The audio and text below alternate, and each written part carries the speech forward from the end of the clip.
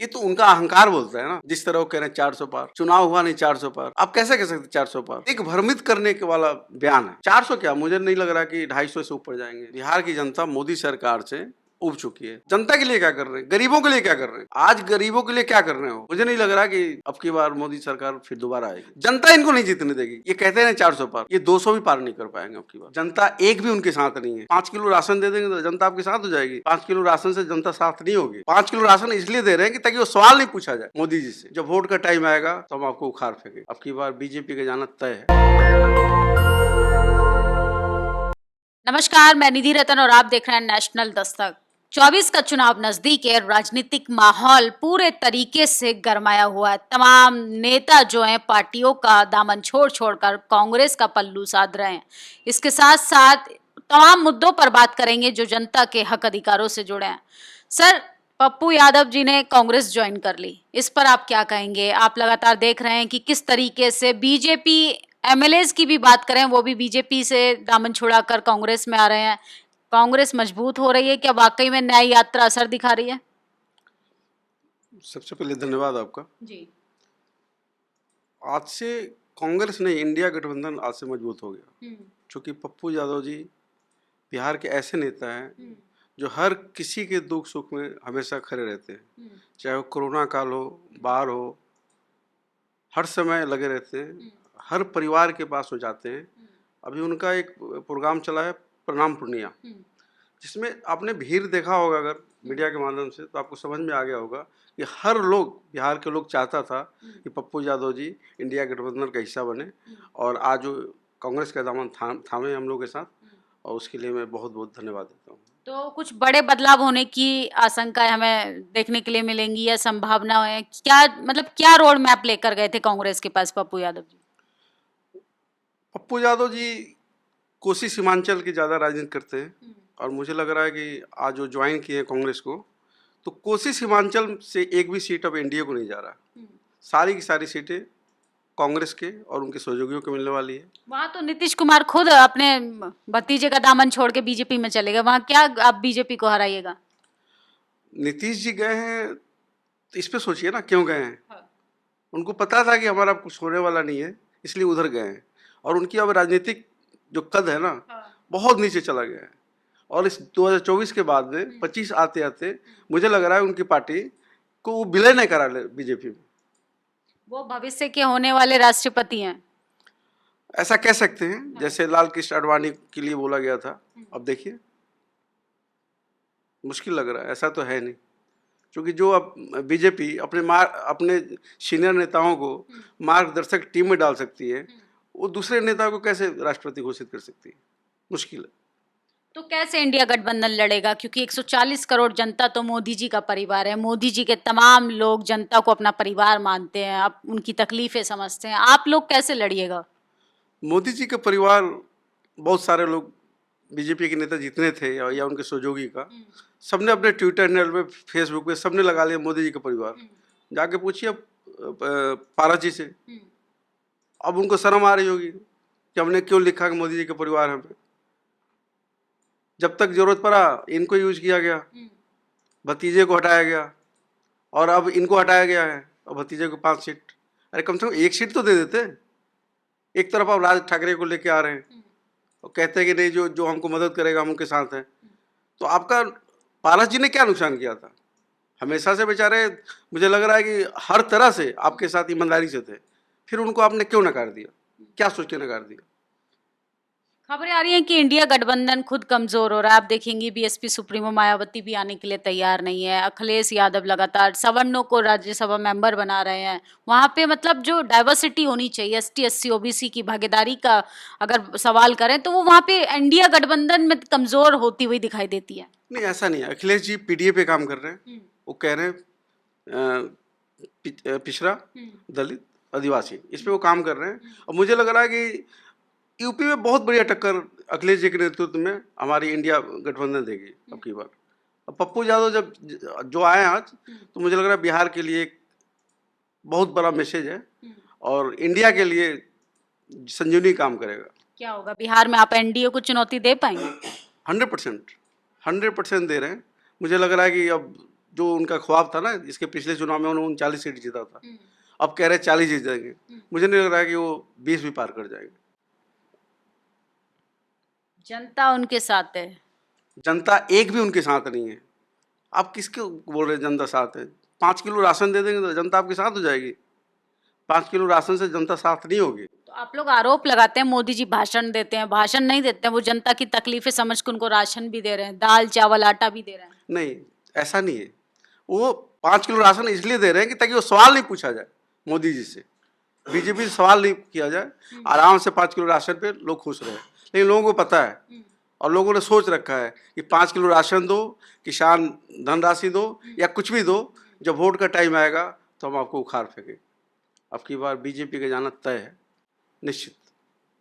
मतलब तमाम खबरें चल रही हैं कि पप्पू यादव राहुल गांधी जी के साथ आ गए हैं, तो अब क्या बदलाव लाएंगे आप लोग? कुछ सोच समझकर साथ आए होंगे। बिल्कुल, हम लोग सोच समझ। कांग्रेस पे तो आरोप लगता है कि वो तो सिर्फ सवर्णों की पार्टी है, एसटी एससी माइनॉरिटी के विरोध में काम करती है, वरना अब तक तो बिहार में खाता खुल गया होता उसका। ऐसा नहीं है।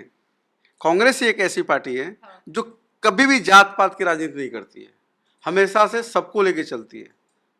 उसके राज्य में, उसके जब भी वो सत्ता में आई है, हर परिवार आराम से खाया पिया है, कमाया है, खाया है। इनके शासन में देख लीजिए, जीएसटी ले आके व्यापारियों खत्म कर दिए। ये जन जन की बात करती है। बहुजनों को भारत रत्न देना हो तो भारतीय जनता पार्टी देती है, अगर सवर्णों को भारत रत्न देना हो तो कांग्रेस पार्टी देती है, सचिन को भारत रत्न देती है। सोचिए, गरीबों की मजलूमों की पार्टी तो भारतीय जनता पार्टी है। नहीं, ऐसा नहीं है। ये जो भारत रत्न की बात कर रही है ना, इसमें भी पॉलिटिक्स हो गया। अब आप माने नहीं माने, लेकिन पॉलिटिक्स चल रहा है इसमें भी। अभी देने की क्या जरूरत थी चौधरी चरण सिंह जी को? जब बीजेपी उनके भतीजे को लेके आना था तो उन्होंने भारत रत्न दिया। जो चौधरी चरण सिंह के पोते ने बोला था कि हम कोई चवन्नी है कि बदल जाएंगे, आप देख लीजिए बदल के आ गए। तो क्या जाट उन पर विश्वास करेगा? मुझे नहीं लग रहा कि जाट उनके पक्ष में जाएगा, क्योंकि जिस जाट को बीजेपी वालों ने और मोदी और योगी जी की सरकार ने खूब पीटा है किसान आंदोलन में, क्या उन्हीं को वोट देगी? नहीं, मुश्किल लग रहा है। मतलब इंडिया गठबंधन वाले अगर महंगाई, बेरोजगारी, इन तमाम मुद्दों पर बात करें तो वो ईमानदार लोग हैं, और वही बात अगर मोदी जी कर रहे हैं तो वो भ्रष्टाचारी हो गए। हमने भ्रष्टाचारी उनको नहीं बोला है। इंडिया गठबंधन जबकि भ्रष्टाचारियों का गठबंधन है, सारे भ्रष्टाचारी मिलकर एक समूह बनाए हुए हैं। कौन भ्रष्टाचारी है बताइए? हमारे पप्पू यादव जी नेता हैं, आप एक भी आरोप लगा दीजिए भ्रष्टाचार का, एक भी लगा दीजिए। 5 बार के सांसद हैं, सर्वश्रेष्ठ सांसद का अवार्ड 3 बार मिल चुका है उनको। मोदी जी कहते हैं घमंडिया गठबंधन है, वो इंडिया गठबंधन नहीं है। ये तो उनका अहंकार बोलता है ना, जिस तरह वो कह रहे हैं 400 पार। चुनाव हुआ नहीं 400 पार, आप कैसे कह सकते 400 पार? या तो आपको पता हो, कोई फॉर्मूला हो। घमंड नहीं है, ये उनका विश्वास है। नहीं, विश्वास नहीं है, विश्वास नहीं है। ये दिग्भ्रमित करने के वाला बयान है एक तरह से, ताकि लोगों को दिग्भ्रमित किया जाए। 400 क्या, मुझे नहीं लग रहा कि 250 से ऊपर जाएंगे। आप कह रहे हैं हम 400 पार को टक्कर दे देंगे, आपकी खबरें तो कहीं टीवी अखबार में कहीं नहीं है, कैसे कैसे लड़ पाएंगे? ये तो मीडिया को सोचना होगा ना, कि अब मीडिया इस तरह से हो गई है कि वो अपने हिसाब से बात करती है, जिसकी सरकार होता है, जो बोलता है उसके लिए काम करती है। अब मोदी मीडिया ये तो हो गया है, गोदी मीडिया हो गया है। अब मीडिया रहा कहाँ? अब तो जो मीडिया के जो मालिक है, जो हाउस के मालिक है, वो जो कहता है वही खबर चलता है। पहले क्या होता था, पत्रकार अपने हिसाब से खबर चलाता था जो ओरिजिनल होता था। अब इस तरह की बात नहीं है। अब खबर वो चलता है जो पहले से डिसाइड होता है, जस्ट लाइक आप समझिए पेड न्यूज। इस तरह की खबरें चल रही आप हैं। बिहार की धरती से आते हैं, तमाम बिहार की धरातल पे देखा जाए तो कहा जाता है बिहार की जनता उड़ती चिड़िया को हल्दी लगाना जानती है। तो बिहार की जनता क्या चाहती है? बदलाव वाकई में होगा 24 में? बिहार की जनता ऊब चुकी है। बिहार की जनता मोदी सरकार से ऊब चुकी है। मैं जहाँ से आता हूँ उस जगह का नाम है मरहौरा, ये छपरा में है और कंचुएंसी है। यहाँ पे कभी मरहौरा में 4-4 फैक्ट्रियाँ हुआ करती थी, सारण मिल, चीनी मिल, डिस्टिलरी, और आज ये स्थिति है कि नेता लोग खत्म कर दिया सब। आज एक भी मिल चालू नहीं है, सब बंद हो गया। आपको बता रहा हूँ मैं, 2014 में खुद मोदी जी वहाँ गए थे और उन्होंने बोला था कि मरहौरा का शुगर मिल मैं खुद चालू कराऊंगा। क्या हुआ गारंटी उनका? उन्होंने बोला, उसके बाद खत्म। इतने काम कराते एक आध भूल गए होंगे, इनके दिमाग से निकल गया वो। 24 में आ रहे हैं ना, फिर अधूरे काम पूरे करेंगे।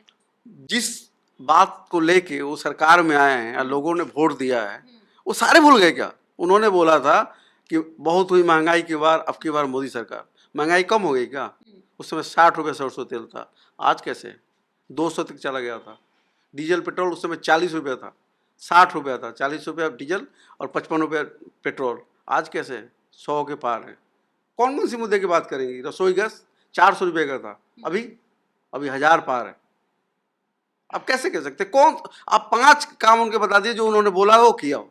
देश विश्व गुरु बना गया, 47 में विकसित भारत बनेगा, राम मंदिर बना दिया, विदेश में डंका बज रहा है, G20 जैसे बड़ा इवेंट जो है अपने देश में होता है, और मोदी जी जहाँ जाते हैं तमाम प्रेसिडेंट उनका भव्य स्वागत करते हैं। ये अच्छी बात है। हमारे देश के प्रधानमंत्री मोदी जी अच्छा कर रहे हैं, विदेश में अच्छा कर रहे हैं, पर देश में क्या कर रहे हैं आप देखो ना। जनता के लिए क्या कर रहे हैं, गरीबों के लिए क्या कर रहे हैं? आज गरीबों के लिए क्या कर रहे हो? आज इतनी महंगाई है कि लोग दाल तक नहीं खा रहा है, क्योंकि महंगा है। 150-200 रुपये की दाल है, कैसे गरीब इनको वोट देगा? और जो गरीब वोट नहीं देगा तो कैसे जीत लेंगे? ईवीएम थोड़ी जीत लेंगे। मुझे नहीं लग रहा कि अब की बार मोदी सरकार फिर दोबारा आएगी। ईवीएम वाकई में मुद्दा है या आप लोगों ने सिर्फ हवा बनाई हुई है? देखिए, ईवीएम तो बात की बात है, ईवीएम मुद्दा है नहीं, वो बात की बात है। जनता इनको नहीं जीतने देगी। ये कहते हैं 400 पार, ये 200 भी पार नहीं कर पाएंगे अब की बार। चलिए, तो ये थे बिहार की धरती से आने वाले समाज सेवी कहें, सोशल एक्टिविस्ट कहें, बता रहे हैं कि बिहार की जनता ने फैसला कर लिया है कि 24 में वो क्या करने वाली है। पूरे देश की जो हालत है वो बदतर होती जा रही है। देश की सरकार ने तमाम वादे किए, 2 बार सत्ता में रह चुकी है, तीसरी बार आने का दावा करने वाले प्रधानमंत्री 140 करोड़ जनता को अपना परिवार बताते हैं, और उनका परिवार का लोग जो है परेशान है, हताश है, निराश है, और लोग कह रहे हैं कि हम 24 में सरकार को दोबारा देखना नहीं चाहते। हमारी बातचीत पे आपकी क्या प्रतिक्रिया कमेंट बॉक्स में ज़रूर बताइएगा, और 24 को लेके आपके राज्य में जनता का मूड क्या, ये भी आप हमको बता सकते हैं। शुक्रिया। नेशनल दस्तक की आपसे गुजारिश है कि अगर इसको बचाना चाहते हैं तो नेशनल दस्तक को सब्सक्राइब करने के लिए रेड कलर के सब्सक्राइब बटन को दबाएं, फिर बेल आइकन की घंटी दबाएं। नेशनल दस्तक को बचाने के लिए बहुत ज़रूरी है कि हर खबर को शेयर करें, लाइक करें, कमेंट जरूर करें।